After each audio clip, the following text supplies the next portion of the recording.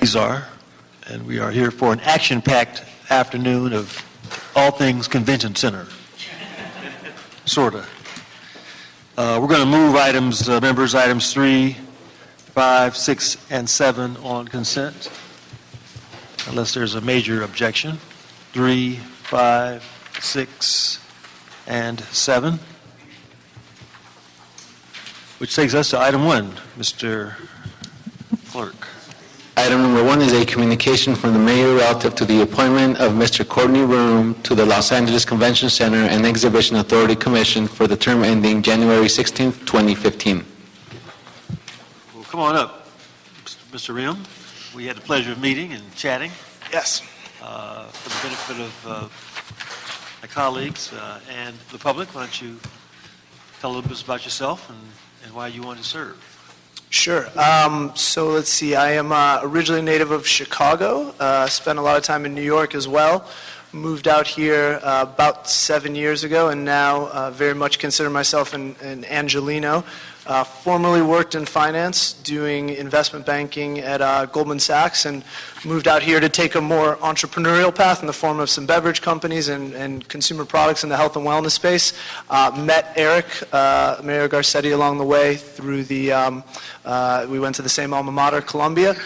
Just became really inspired by him and really inspired to get involved. And as someone that considers myself to be here for quite a long time, if not the rest of my life, wanted to get involved. And when this opportunity arose, just seemed like a great way to do things that played to my strengths and also hopefully make the proverbial difference. Okay. And what do you think your strengths are? Being played to. Well, that's a good question. I would say, I think I'm one of those people that's it's all about taking action. As they say, don't talk about it, be about it. I think I'm good at pulling together groups of people, and I also think I'm good at strategizing how to put pieces in place to make a bigger impact. Okay, great. Members, any comments or questions for this? I hope this isn't a personal question, but I'm curious because you were going gangbusters in New York, right. And then you came out here. You said you wanted to take a more entrepreneurial path. Mm-hmm. What was it about Los Angeles that caused you to want to take your entrepreneurial path here rather than in the East? Sure, good question. I think that LA has a ton of opportunities for the areas that I'm most interested in, meaning health and wellness, sustainability. I think it's a bigger opportunity out here, and I also just think that what I'll call the entrepreneurial scene is very underrated out here, which is actually one of the things I think I can bring to the convention center because I think there's a lot of opportunity to really play that up and really showcase that more. Great, thank you. Okay, members. Well, with no objection, I think we're going to wholeheartedly move your nomination. I think you'll be an excellent commissioner. You've got the right kind of temperament and spirit, and we look forward to working with you on the commission and making our city even more attractive. Great. Thank you very much for having me. Congratulations. Look forward to it. Congratulations. Thanks for your willingness to serve. Okay, members, let's move on to item 2. Item number 2 is a presentation from the Los Angeles Department of Convention and Tourism Development, a new direction, action plan, and annual report. We've asked Bud to join us for a discussion on new direction and all that means. Bud, the floor is yours. Mr. Chairman, members of the committee, thank you very much for having me back again. Since the last time I was here, we have published our action plan. You saw it in a variety of drafts as it evolved, but since I was last here, we have published it, and so I wanted to come in and bring you a copy of it and tell you a little bit about it. Again, substantively, it's everything you've seen before, but just to hit the highlights again, what we talk about in the action plan vis-a-vis the convention center are 4 pillars of the things that we think are the most important to make the convention center, for a long time perceived as a white elephant. How do we take that and convert it into a real economic engine? I am not by background a convention center guy. I'm more of an economic development guy, and so the mayor asked me to develop an economic development strategy for the convention center. And the 4 pillars that we talk about in here start with governance. Your council approved the governance ordinance. The mayor has signed the governance ordinance. The governance ordinance becomes effective next week. reconstituting this department from the convention center to the broader vision of a convention and tourism development department. We have a great commission. There are pictures in there that is gone from being an advisory commission to a more authoritative commission. We'll have greater authority in the day-to-day operations of the convention center. We will have citywide responsibility for promoting tourism and visitors citywide, but the truth is, honestly, for the next year or so, our focus is going to be primarily on the convention center and the things we have going on there. And I think one of the important things that we've done under the new governance is put the formerly LA Inc., now referred to as LA Tourism, LATCB, and the Convention Center under one management umbrella. Previously, the Convention Center was its own thing, and LA Inc., LA Tourism reported separately to the CAO. So we have combined all of that management under one umbrella. I think it's just going great. You'll see a picture in there of Ernie Wood and Brad Gesner and myself. We're really working hand in glove, which I think is going to be very beneficial to the overall operation. So feeling very good about the governance structure. The next pillar is privatization. We officially implemented the privatization on January 1st, right after the auto show closed. We began the transition, and by January 1st, we had made the full transition over to AEG, operating the convention center, doing the day-to-day management of the convention center. Let me also say, I think that's going great.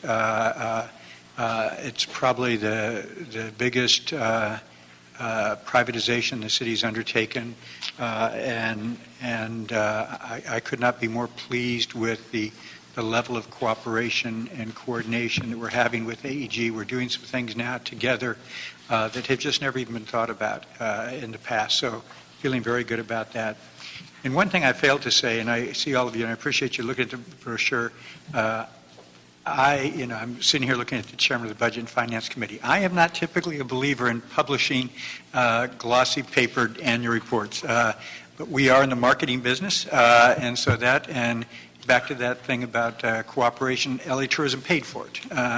So that always made it a good investment in my mind. So the second pillar is privatization.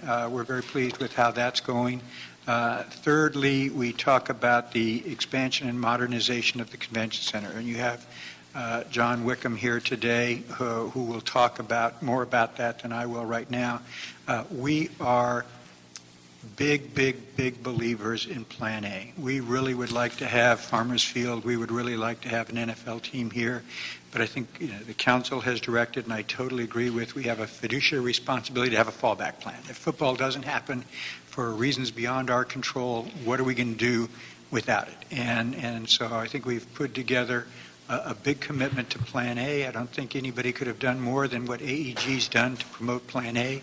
If Plan A doesn't happen, I think we have a very viable Plan B. And being very honest with you, there are people in the convention business and in the hotel business that actually prefer Plan B over Plan A, because Plan A has 8 football games a year. We would have used the football stadium for other things, but Plan B gives you a significantly expanded convention center, and you can have attorneys and nurses and teachers and librarians and doctors having conventions all year round. So in terms of making the convention center more viable, in terms of keeping heads in beds and promoting the economic sales tax, TOT tax, Plan B is really an extremely good plan. And I think the stuff that John will present to you today will be very compelling, and we are very supportive of that. And the fourth pillar that we talk about is hotels. We are in a staggering disadvantage when it comes to hotels. If you walk outside the front door of the Anaheim Convention Center, they have 7,000 hotel rooms. You walk outside the front door of the San Diego Convention Center, they have over 8,000 hotel rooms. You walk out the front door of the San Francisco Convention Center, they have over 14,000 hotel rooms. You walk out our front door, and we have just over 2,000 hotel rooms. So we are at a tremendous competitive disadvantage with regard to hotels. And so with Councilman Huizar's office, with the CLA, with the planning department, with the mayor's office, even with the redevelopment agency, we have a very active hotel working group that is actively working on hotel development in the area. I think it's page 9. You see a map. And Councilman Cedillo, I'd appreciate an opportunity to talk to you after the meeting. I had a person talk to me about a hotel on the west side of the freeway, and we were very interested in getting hotels on the west side of the freeway, and I'd like to make connection with your economic development person to try to foment those discussions. That would be me. Yes, sir, that'd be great. We feel really that probably the single most important thing we need to do is attract the hotels. We have the sites available. We have the hotel interest available because hotel business is doing so great right now. Occupancy's up. Average room rates are up. So everything about hotels is very good. And this is the time to build. If I have any discouragement, it's that we need big hotels. We need convention center type hotels. Most of the hotels that are being talked about are 250 rooms, 350 rooms. We need 1,000 rooms because that kind of headquarters hotel.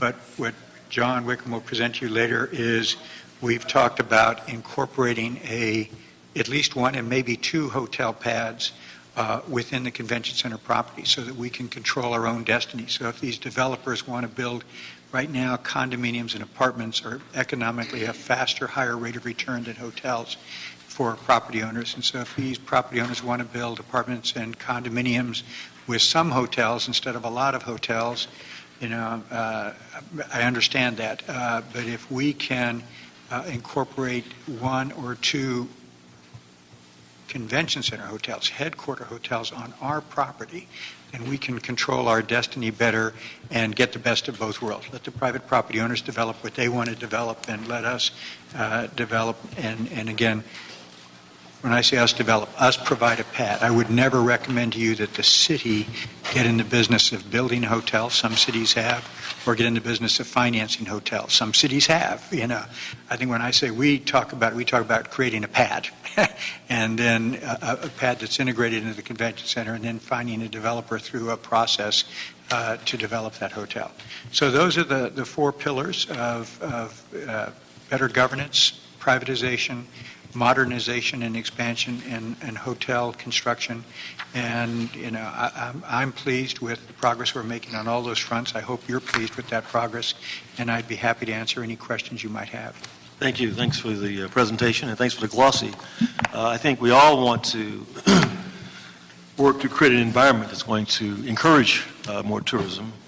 One item that you referenced, I know that it was certainly a comment that you heard here frequently, is this whole notion of cultural tourism. And while there is an oblique reference to other cultural assets that can be magnets, there's no real discussion about Koreatown or Thai Town or Leimert Park or Albert. How do we include these cultural hubs as a integral part of kind of the marketing plan, not just as an afterthought that sometimes isn't even articulated that way?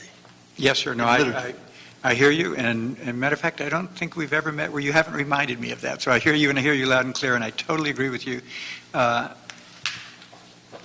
The research we've done, LATCB's done, is that people typically don't come here specifically for tourism. They don't come here or for cultural. They don't come here because they want to go to the Getty or they want to go to the Broad. But what they do is when they come here, they might add a day so that they can pick up some of these things. Or when they're thinking about going to one city or another city, they might decide on LA because besides doing X, Y, and Z, you can do A, B, and C. So the cultural, the assets we have in the city are really quite phenomenal. And we do want to put more emphasis on it. The city's in the process of hiring a new cultural affairs general manager. I want to work very closely with that person. in all honesty, because we've been preoccupied in these first few months with privatization and the governance and the expansion, we haven't devoted as much time to it as I would like, but I guarantee you we're going to do that.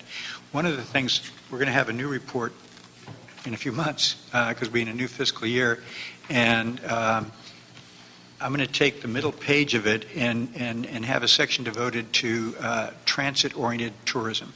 Just like we have transit-oriented development, what about transit-oriented tourism? What about a map? You'll see a map in here because we believe so much in the city's mass transit system. You'll see a map in here that shows all of our various subway lines and where they go. But what can you connect to on the mass transit? You can get down to Exposition Park. You can go to the Natural History Museum. You can go to the Aerospace Museum. You can get on the Red Line and zip up to Hollywood, or you can get on the Red Line and go to Universal Studio. So this whole idea of the things that we can connect just to start to grow it and call out to people. We're also talking to Metro about an app. Usually when you think of tourism, you think of a very nice person handing out maps. The future of those maps are here on your smartphones and on your pads or tablets. And we're working with Metro to put together apps that help people do that. So if you want to go to the Watts Tower, you want to go to the Natural History Museum, we have a transit-oriented tourism app that will make it easier for you to do that. So I think that we'll place a higher priority on it next year, but I think that we're going to start by really looking to transit and what can people conveniently get to from a cultural tourism point of view through transit. Members, any questions? Okay, thanks for the report. I think it's a good segue to our next item 4. Item number 4 is a CLA and CEO report relative to an alternative development strategy for the LA Convention Center. Gentlemen, greetings. Good afternoon. For the record, Jerry Miller, Chief Legislative Analyst. I'll let John walk you through the report. I did want to give you a brief update. I did speak with AEG last week. They're continuing to have discussions with the NFL, but a lot of progress is not being made, and they indicated that they do want to get engaged with the city in Plan B. I think they recognize that not that football's dead, not that they're not going to continue to keep trying, but that it is important that we move forward with expanding and updating the convention center. They recognize that it's in our collective interest to work together in order to do that. So I think this report is timely. What's before you really is starting the process of determining what Plan B actually would look like. And with that, I'll let John walk you through the report. Good afternoon, John Wickham with CLA. As you may recall from our presentation on this in December of last year, the concept here is taking some research that was prepared for the council by the Urban Land Institute and by a consultant that the CLA hired, Convention Sports and Leisure, as to the components of an expanded and modernized convention center that we would move toward in a Plan B. And that would provide, through those analyses, we came up with a concept of 300,000 additional square feet of exhibit space that would connect the South Hall and the West Hall, so it would be one contiguous space, which is a major limitation of our existing facility. There would be at least 75,000 more square feet of meeting room space. That would give us more meeting rooms of different meeting room sizes. And that component alone would allow the city to attract a lot of major convention business that we're not able to attract now, particularly in the medical and healthcare fields. There would be a ballroom with about 60,000 square feet. There would be modernization upgrades to the aesthetics of the West Hall and various other parts of the facility. We would maximize outdoor exhibit space and event space. We're in Los Angeles. We should take advantage of our weather. This is something that Chicago, New York, they can't advertise. We can advertise our outdoor space. And then identifying on the campus opportunities for hotels or retail space, other private components, private enterprise components to help us with the financing of the entire development, et cetera. With these kinds of components in place, we would basically lift the Los Angeles Convention Center up into 5th or 6th place nationally. We're not going to be able to compete with Las Vegas or Orlando or Chicago, as Bud says, but we're going to be able to compete for 98% of the business out there with a facility of this magnitude that's modernized. What we've learned since we've last spoken is that San Francisco is expanding their convention center. They've approved their plans and they're moving forward. San Diego is expanding their convention center. They're in lawsuits on that with regard to their financing, I believe, but they're getting ready to move forward on that. Anaheim approved an expansion of their convention center. So we're really at a point now where our competitive business on the West Coast is really putting the pressure on Los Angeles to make some decisions. What we have prepared for you here for your approval is that the Bureau of Engineering has prepared a task order solicitation. They're ready to put that out on the streets. This would go to their list of qualified engineering firms to provide design services. The task order TOS is what we're calling it. The TOS requires that teams who submit include an architectural design firm that has experience with convention centers specifically. So we are making sure that we have design teams that are qualified to do this kind of work. The TOS will happen in 2 phases. The first phase would be basically a submittal of qualifications. We'll review those qualifications and select 3 teams out of all of those submittals. And then in the second phase will be a design competition among the 3 firms that are selected, the 3 teams selected. Each of those teams would receive about $200,000 to compensate them for the extensive amount of design work, the models, the plans, the drawings, all of the extensive work that they will be required to submit to the city for evaluation. And there's a calendar in the report, so we expect the first phase to be completed by the end of August, and then the design competition to begin in September, and the city would make a selection of a final architect by the end of the year in 2014. This follows along with our contract on the new hall and event center contract with AEG, the implementation agreement.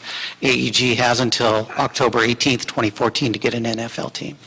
So by the time we're at the point of moving into the design competition, we should have a very good idea of whether AEG is confident that they're going to have a team or whether they're not, and whether we should go ahead with that additional $600,000 expense for the design competition. So we're kind of lining everything up here to save our money, spend it when we need to, but be prepared to jump into that when the time's right. That's if any questions you have. One question, there was some reference Bud made to possible hotel pad within the project site. Where would that be? Is it too soon to say, or what's envisioned as possible? Yeah, it is too soon to say. Bud was saying that the campus is 54 acres, and San Diego, for example, is 26 acres maybe. So there is a lot of exterior space around the west hall of the convention center that could theoretically be used for a large hotel. And our intent in the TOS is for architects to look at this campus and find the best place to put a hotel. Would it be on Chickern Court? Would it be back on LA Live Way? Would it be on Pico? Show us the best place to put a hotel like that would be a convention center level hotel, in addition to where's the best place for the new exhibit space, where's the best place for the ballroom, where's the best place for the meeting room. We don't want to constrain the architects in their creativity in approaching the site, but we're giving them enough information to tell them what our concerns are. Connected exhibit space, expanded meeting room space. And how long is it envisioned that these upgrades would take? What's the timing? It's beyond the RFP? 3 months for the first phase of the competition, and then another 3 months for the second phase of the design competition. And then we envision what, a year construction? Yeah, once we've made a selection of an architect. Yeah, we are going to be developing a long-term calendar Once we get this out on the street, we will then work on the long-term calendar for how long it would take for the design, when could we start construction, how long construction would be. So, and then put a financing calendar on top of that as well. So we have a lot of detailed work to put together for your consideration at a later date. I have a question. Yes. What does this do to the current agreement that we have with AEG after October 18th, if we move forward with Plan B? Well, the current agreement with AEG expires, so that would be done, and we would be free to do anything that we need to do for our convention center after October How would 18th. we pay for it? The CAO had prepared a report on that concept. I could defer to Deanna with CAO. Maybe she could provide some more details. Deanna Mangiolo, CAO's office. The report that we had prepared presented several different scenarios. We were going to have to, at the end of the day, borrow money, and we considered how much it would cost if we just borrowed based on long-term debt, based on a fixed rate. But right now, what we would be proposing is we have a commercial paper program, which is the city uses as a short-term vehicle to finance capital projects, and that's how we finance most of our capital projects. Rates are low now, and given the fact that we're also strapped with general fund money, we would be taking advantage of our Mikla commercial paper program to start financing the cost. And just as part of the 14-15 budget, what we had done, what the council had approved was creating a program specifically for the convention center. It would be similar concept. We would borrow based on a variable rate, but the credit would be the convention center facility itself. But until we really know what the budget is, until we really know what the cost of construction is, we can really only give you scenarios. With the stadium proposal, the benefit of that was that we had a stadium that would have generated general fund revenue, and we would have used that incremental revenue to pay for the debt service. So if we receive bids based on, let's say, a hotel development proposal, and there's potential revenue to be generated from that, then we would take that into account to help offset some of the debt service. We're also considering issuing taxable debt for the convention center. Right now, all of our outstanding bonds on the convention center are tax exempt, and mainly because it's the most cost-effective way to go in terms of borrowing money for the city. But given that convention center is so involved in private use, generating, for example, putting signage around the facility would help generate private money for the convention center, or it would be a form of private use. So we would consider potentially issuing taxable debt too. So we have different concepts that we're looking at, but we really just need to see what the proposal is at the end of the day once the bids come back. And I think Deanna hit on an important point here. With taxable debt instead of what we usually go, that creates the opportunity for greater private use. So we can generate revenues that would support bond payments that we don't have now. If we have a hotel on the property, for example, that would generate property tax as well as a lease payment. So that would be new revenues that don't exist. So we're trying to look at and incorporate those kinds of components into this project to help reduce any impact this would have on the general fund. And, once we get to the point of considering taxable debt, one thing that we'll need to look at is to see how much private revenue could potentially be generated from the convention center, and whether that outweighs how much we'll save if we would have issued tax-exempt debt. So we have to consider both and see what's most cost-effective for the city at the end of the day. Suiza. Thank you.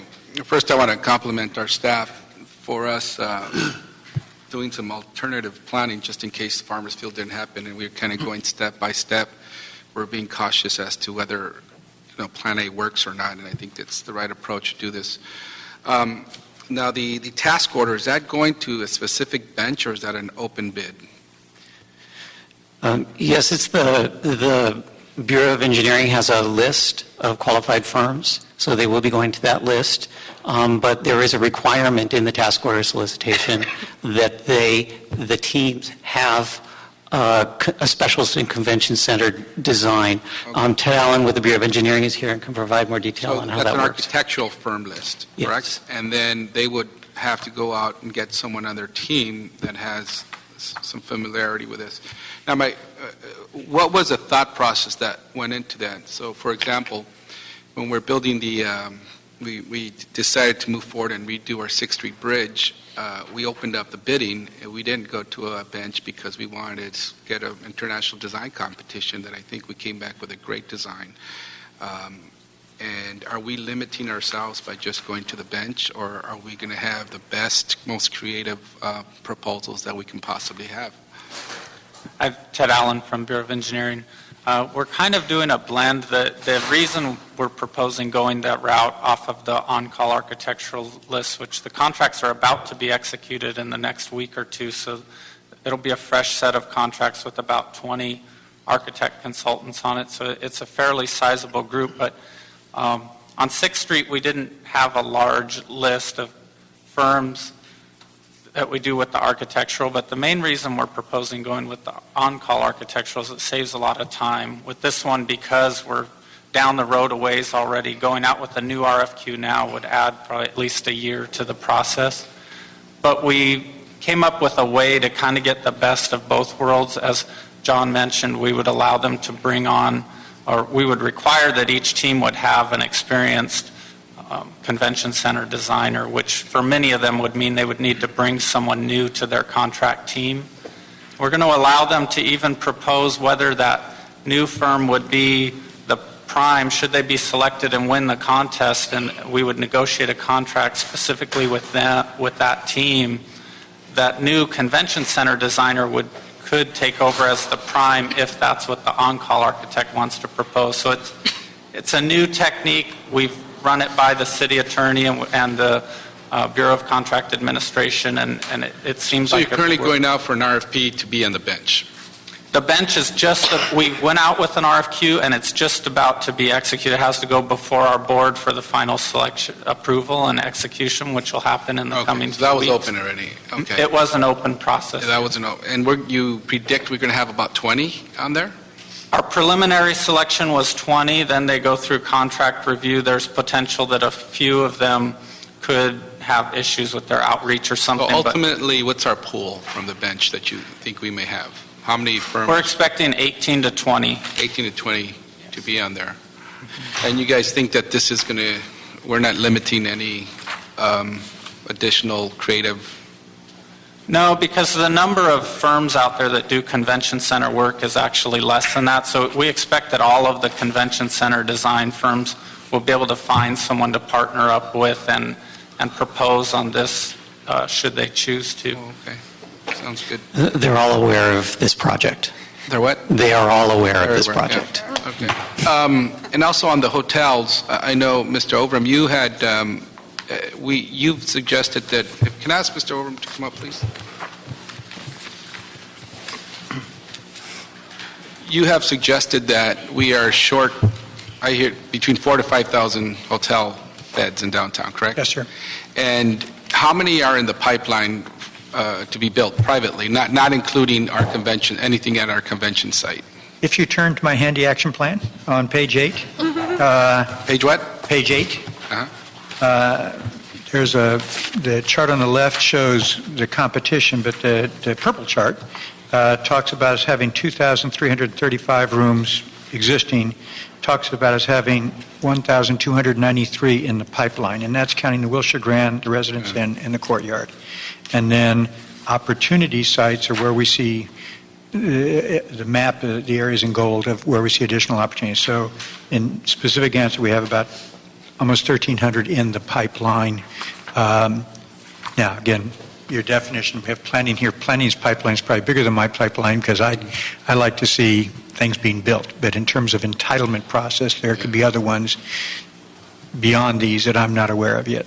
Yeah, and the reason I ask that is because, I mean, with looking at the number of beds coming in or keys or whatever you want to call them.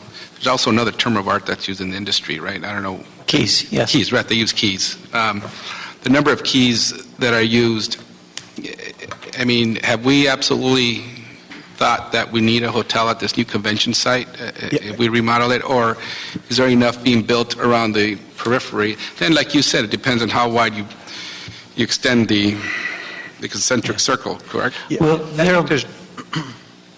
I'll speak. I think there's no question that we need more hotel rooms. And again, you look at San Diego, you look at San Francisco, you look at Anaheim.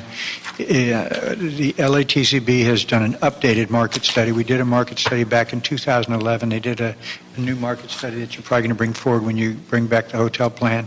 But it's updated. I think that there's no doubt empirically that we need at least 4,000 more hotel rooms. The market study said 6,000. I'm no fool. I'm not going to promise 6 when I don't know how we get there, but I don't think there's any doubt that we need at least 4,000 rooms to be in the competitive market.